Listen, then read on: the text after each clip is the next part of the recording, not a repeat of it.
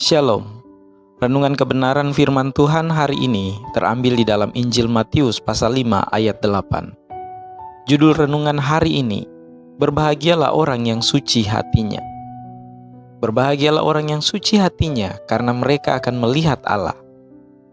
Salah satu luka terbesar yang dapat kita alami datang dari seseorang yang tersenyum di depan kita dan kemudian menggigit kita dari belakang.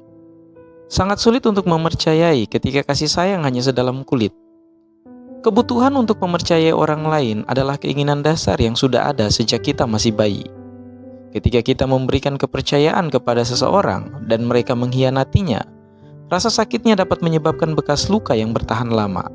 Meskipun kita mengetahui hal ini dan tidak pernah ingin mengalaminya, kita masih dapat tersenyum ketika kita berjumpa dengan orang yang menyakiti kita dan mengucapkan kata-kata yang indah namun tidak tulus dari hati kita.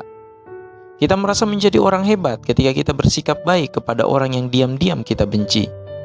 Matius 5 ayat 44 mencatat, Yesus mengajar, kasihilah musuhmu dan berdoalah bagi mereka yang menganiaya kamu. Ayat ini sejalan dengan Matius 5 ayat 8. Sekali lagi menunjukkan kepada kita bahwa Tuhan lebih memperhatikan kondisi hati kita daripada kata-kata yang kita ucapkan. Untuk mengasihi seseorang, kita tidak bisa diam-diam mengutuk mereka, atau adanya iri hati atau dendam tidak bisa tinggal di hati kita, juga kepahitan atau kemarahan.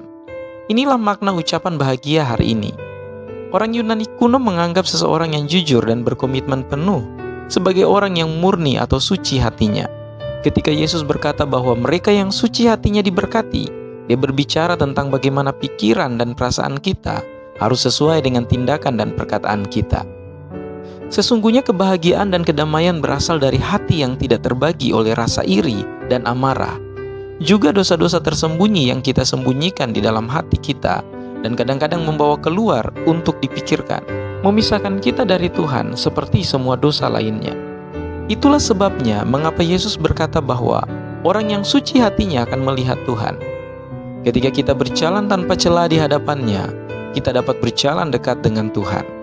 Dosa, bahkan yang hanya kita ketahui, akan menjauhkan kita dari Tuhan. Mari kita bersihkan hati kita dari hal-hal yang menghalangi kita untuk benar-benar mengasihi saudara-saudari kita. Biarkan rahmat dan belas kasihan Tuhan memenuhi hati kita, sehingga hanya kasih yang menghiasi hidup kita. Kiranya Tuhan Yesus memberkati kita semua.